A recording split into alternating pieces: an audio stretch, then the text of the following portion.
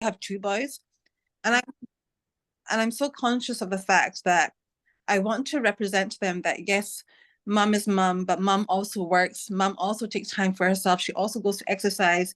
She has her own life.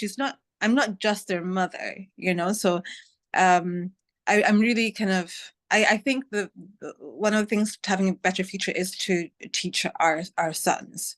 Perfectly correct. I also have two boys, and I make sure that they are aware of what's the role of the mother, and mother do have other things to do, and it's Right. important for her and for the family. So I'm glad for that. Regarding the one more important discussion, this is slightly a different question. I think thanks to Dr. Gunjan who's come up with an amazing question. Is workplace harassment more for females, resulting in more breakdowns or even suicides? This question is for you, Dr. Gauri. Yeah, hi. Thanks, Dr. Srividya. See, with workplace harassment, traditionally, if you see about workplace harassment as well, and I'm going to talk to you from a context of India and how law has taken it forward and how it has happened, right? It is a fact, though we call of harassment as a neutral term because it can happen to anyone, but it is known that, and it is essential also to recognize that though harassment can occur across genders, it is seen more with women at workplace, right? In India, there is something called as Prevention of Sexual Harassment at Workplace. And when this when this law was enforced, it was specifically for at workplace for women, right? And believe it or not, from the time that a discussion on wanting to have amendments for this particular act to be enforced, it took a good 15 years for it to be actually implemented, you know.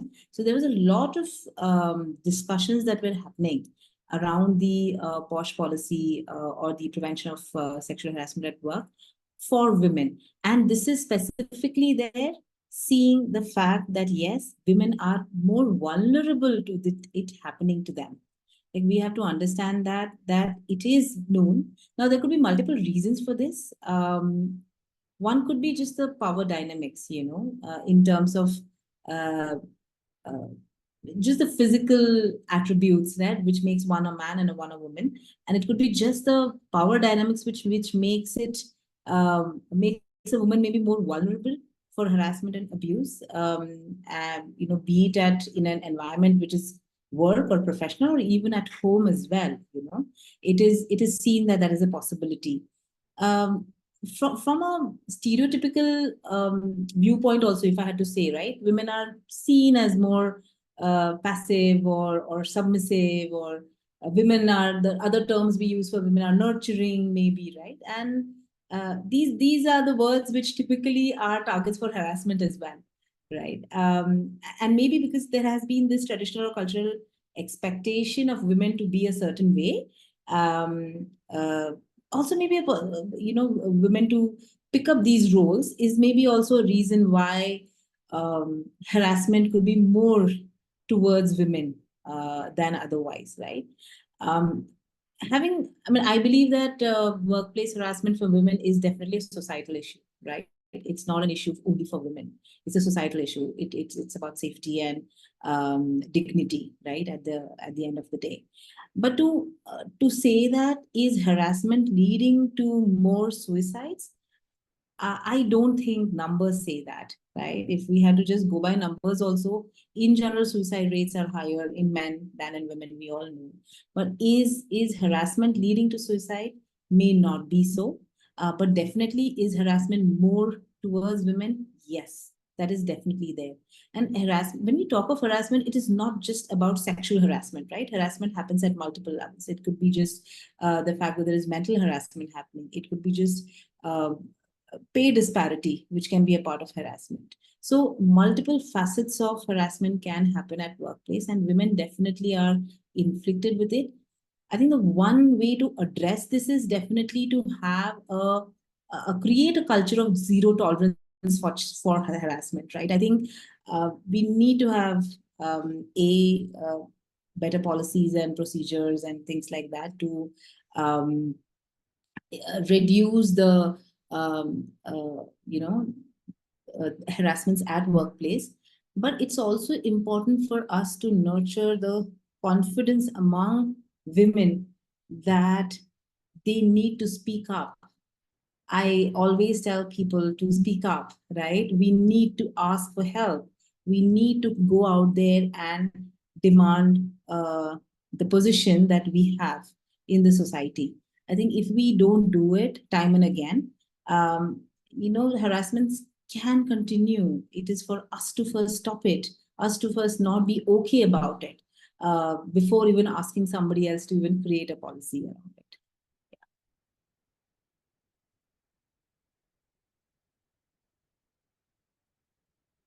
Dr. Vidya, you're on mute, I guess. We are not able to hear you. Yeah. Thank you. So one of the key thing which I picked up from your discussion was a very important point. It's about the things are in our hand. As a woman, it's our responsibility to highlight the fact that there is some amount of issue you're facing. If we don't bring it up, things are not going to be addressed. And how do we take it forward? See, a lot of times we see, especially the younger students or the resident doctors, they think it's okay to be mentally or emotionally harassed by a senior professor in the college or in the institute, thinking that it is normal, and they carry on with their work. They come, they cry, and then they go back and carry on the regular work. It's high time that they come out of the shell, talk about it, and make sure that people are aware that you're going through this trauma, and how we can address this trauma is something we'll have to bring it up. And things are much better compared to before, but there is still a long way to go, and we can make the change. Anyone would like to talk regarding the similar topic from your perspective or from the country's perspective? Can I just talk? Yes, Dr. Elizabeth, It's true. please. It's true that women are harassed, especially when you're going on the higher ladder, okay? Because men feel they should always have the positions. They feel that females are not capable of having those positions. And so it's more of mental and emotional harassment that you get rather than sexual harassment. There is sexual harassment, and it's time for us as women not to keep quiet. Yes. We need to have a group of women who you feel is supportive at work. You need to feel confident that you can talk to a group of women who will fight. That's the only way we can actually stop this and start fighting against this barrier. We shouldn't be linking with women who feel that this is social and cultural behavior. We are women, we must keep quiet. That should never happen. And that was the picture that when I was studying, that we should keep quiet because you are a woman. You are not allowed to raise your voice against a man.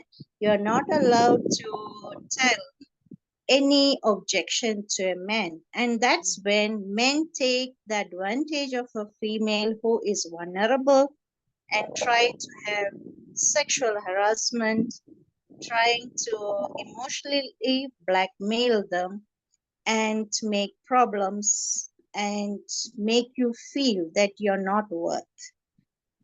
Suicide rate is not going to be high among women because we are already having a coping mechanism to deal with a lot of stress. Yes, but today's youngsters, we must be very careful. Though I say that we must be very careful. Our younger age doctors are not able to cope because they haven't gone through the stress level that we have gone through. They had everything on a platter for them because their parents have given them what they need. Is that not true? Definitely. because we actually have spoiled our kids. We have less number of children. We have more ways of teaching them. We don't want them to suffer the way we went through. We want them to get the best out of it, but we are actually spoiling them in another way. And that's what I have realized in the new generation. They are not able to cope with stress, and they are the ones who are now turning up to be our drug abusers in the medical field. Have you ever heard of drug abuse in medical field? No. But now we have drug abusers, we have alcohol intakes in the medical field among females. I'm talking about females. And we also have high rates among the adolescents and young generation. So how do we make them cope with this challenge is our next battle. Even though we tell that we are there to support them, they must trust us. They mustn't feel that we are the older generation, that we know nothing, because today's Y or X generation feel Then why? Yes. they know everything, And and they again, actually patronizing don't. is a problem. We can't patronize it, then it becomes a huge challenge. Yes. Yes. So we need to see how we can make a change in them. Yeah. So I'm telling you because, yes, I've heard all your versions. Y'all are happily married, and that's very good. Being a single parent for 24 years. I lost my husband in 2001. Being a single parent is not easy. Uh, uh, it's not easy. And to go up the ladder is also not easy. I did my master's after I became a widow. And it's not easy to do, but I had male counterparts who really supported me, who really said, you need to study if you want to go higher. And that's because I'm in a foreign country, not because I'm in India. Actually, culturally, I was supposed to go home, look after the family, look after the children at home, and I was like, no, I need to study. So that's why I'm saying, if you are determined to rise, you can with a lot of support. Family support is very important. Trying to teach your children and making them aware that your mother needs to do this and need to go out. Yes, people will be poisoning the children. I'm telling you with experience, people will be poisoning the children in different ways, trying to tell them that your mother was never there for you. She's always busy at the hospital or she's at a conference. What are you getting from your mother? So you must be ready to answer for all these questions. It's not easy, but you need to be supported, having good friends, having religion that can give you guidance and to lead a good life. So, girls and women, this is a good chapter. This is a good thing. It's not easy for females to rise, but we need to support each other. I see Majora Cross from Australia. Australia wants to say something, so can I allow her to Yes, talk? yes, Dr. Elizabeth. Yes. I didn't And really Geeta want to say. also from Australia. Yeah. Yes, Majora. I didn't really want to. I didn't really want to say anything. I just was making a comment about your own comment, Elizabeth, that about coping mechanisms. We have a very high suicide rate in women doctors in Australia, 2.27 times the general population, and men have only a slightly lower rate at 1.4 times men doctors. So suicide amongst doctors is a very important issue in our country.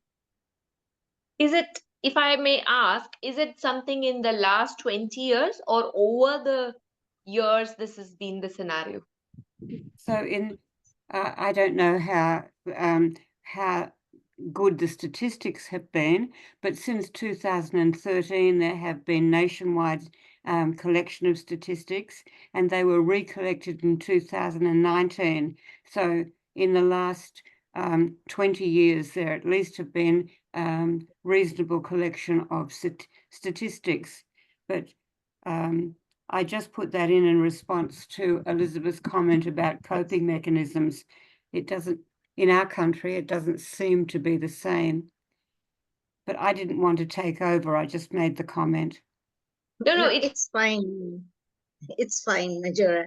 At least we are learning that different countries have different suicide rates, and we need to find out why are women doctors committing suicide in Australia. Is it because of the stressor level, or is it because they're not able to cope with both family and work balance? Or what is the actual fact behind that? It will be a nice research that can be done behind it. Okay, I shouldn't take over. Let's the group continue. so one of the important, thank you, Dr. Cross, for your information, because that's something which is definitely important. As Dr. Elizabeth was earlier mentioning, the younger generation, their coping mechanism definitely is different compared to what it was 20 years ago and things like that, because of the various way of upbringing and the things they have in hand compared to how it was before. Coming back to our discussion, we had discussed about multiple topics. One is about equality at workplace. Second is about, is women able to go up the career ladder? Is there a pay scale difference? Is there a responsibility shared at home? And also we discussed about harassment, both emotional, sexual, and mental harassment. To conclude this session, we just wanted to ask, yes, there are a lot of forums and discussions. We do talk about it. As women leaders, are we doing enough? Are we doing things which is bringing people or making aware about the situation? How we can prevent or how we can improve the future women or the current generation to go to the next level? What are we doing regarding this? So just wanted to hear from the panelists.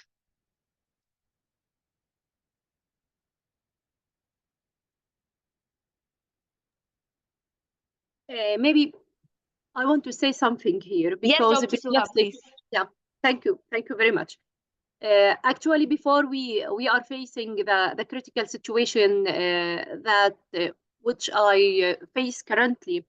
Before that, I was working very hard, including my institute. All of the times, I'm struggling that I want to. It's like fighting men in my work. For example, when I combine or when I join them in any committee, and I were only the family or a woman between all of these men, all of the times I said that I want to work more and more and to work harder. So to achieve that, I'm a success woman and I can do 1, 2, 3, 4. At the end, most of the time, I feel that I'm working and the other men, they are not work and they are depending on me to achieve the outcomes from committees, from conferences, and yeah, like this. So for a while, I say that while I'm struggling inside myself to say that I want to achieve success, open the men. Why I'm not contributing or equally work with them. You have to work 1, 2, 3, and I have to work 1, 2, 3. Why I'm working on behalf of them to approve that I'm a strong woman and I can achieve that. And I think this is one of the main challenges for me I face for a long period. So one of the main things that we have to convince ourselves that we are strong and we can achieve all of the times even more than men, despite that we are a woman, we are a mother, we are a hard worker. Also, maybe our institute should appreciate that. For example, in my institution, women can contribute to the higher manager for example, positions, like head of the university or other positions. They said that because you are a woman, you are emotionally most of the time stressed. You can stress at any time for many reasons because of your home and because of your children. So they use our other tasks in our life, to press ourselves and to not to put the woman in a highly strategy positions and or in positions that need a good, for example, a good coordinator or a very strong coordinator in that positions. So maybe they use the other part of our life to press us rather than to support us in our positions and in other life, especially in the home life. That's definitely true, Dr. Suha. I think one of the valid point which you have brought out is why should we work hard to prove ourselves all the time, right? So especially for a certain career progression and things, why do we have to extra do effort, put more energy to prove? And we have to be confident in ourselves that I can do it. I will do same level like what they are doing. I don't have to do extra to prove myself. So that is something, Yes. a very important key take home message for us. Thank you for sharing. Thank you. Can I add something? Yes, Dr. Paramita, please do. I mean, I think it's just high time. Look, my opinion is that I think that just some structures should just be reorganized. Because it's a fact that some women, a lot of women, will get married or will not get married and will have children. They will get pregnant. They will need maternity leave, and so these are not abnormal things. So I think hopefully there will be more women in female leadership. There'll be more women's perspective. So at a workplace, having more kind of family-friendly hours, having a childcare facilities, a bit more, maybe it doesn't have to be women-centric, but a bit more thought about both genders. I'm hoping that in the future that this will become more normal. I would recommend a book to you guys called Invisible Women. Maybe you've read it. It's about data and the gender gap and how so much of our data is normal, but it's a male perspective. Yeah. So, the more females we have in positions of policy and power, the more these childcare things should be part of our normal. It's not an abnormal thing. 50% of the population has children, but like so many of us have menstrual periods. These are just normal things. They're not outliers. So I think hopefully we will get a bit more structural change. The other thing I wanted to say that I agree with Dr. Elizabeth was saying about the younger generation. They have different coping mechanisms to us, but I also appreciate that they also often sometimes call out things that I wouldn't have at that age. I see that difference between me and my sister. There's 10 years between us. And there's little comments, microaggressions that I put up at her age that she just does not. And I think that's a good thing, to they have less tolerance in some parts of society that maybe we can put up with for way, way too long. True. Dr. Naheem had some points in the chat box. Would you like to talk about it?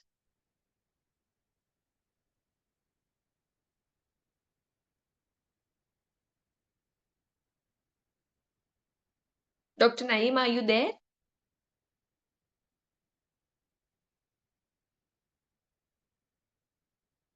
I like Dr. Cross's comment in the chat box. Yes, we should get more male doctors to attend our webinars and hear our side of the story.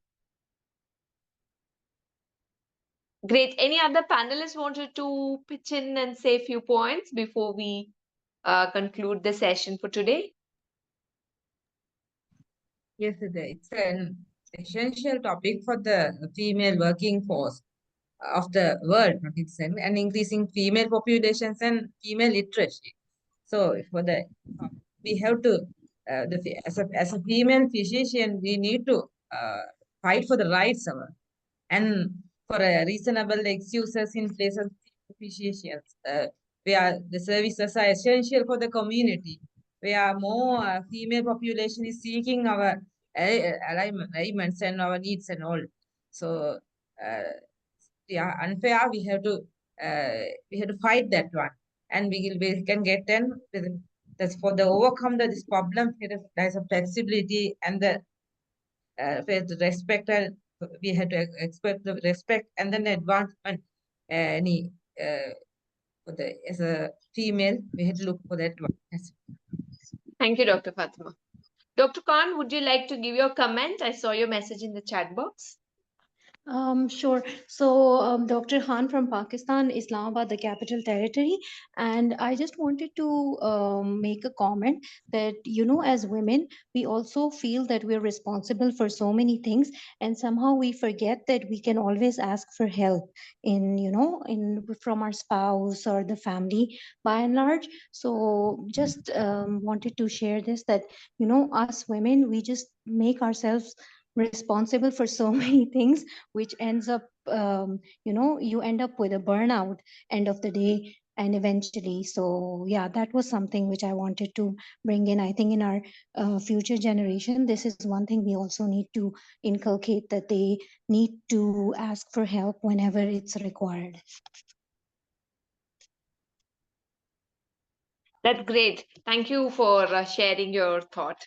Definitely, yes, sharing and asking for help is important. Anyone like to add some comments? Can I ask Dr. Geeta to talk? She's from Australia. And also, I need to say we really invited male male colleagues to attend this workshop. It's surprising that this time we were not able to have even one male colleague, including the president of SARS, which is actually showing that we are not supported, and it's not good. But we'll still keep on fighting because we need to show that the females are up in arms to show a change in this world. So let's not be discouraged. Let's get more males to come and join. I know in Africa, for such functions, males also join. So we would encourage you to talk to your colleagues to join, and let's make a change. Thanks, Elizabeth, for I mean, it's been an interesting topic, and thanks for including me in this webinar. I mean, it's extremely nice to hear from all of you, including every one of you from India, Pakistan, Sri Lanka, especially from Palestine. So how you have always been so good at trying to give us a bit of an insight into what's happening around. I'm extremely happy even to have met Dr. Marjorie Cross. I will get in touch with you. And we had our International Women's Day, and we in Australia are trying to talk in behalf of supporting Gaza and what we can do in Australia, how we can help the physicians around there. Yes, and I like the comment saying that we need to include men. Yes, they need to hear the story from all of you. It's not the women talking to women all the time. That has been raised even in RACGP because we have had a president from last few years as women.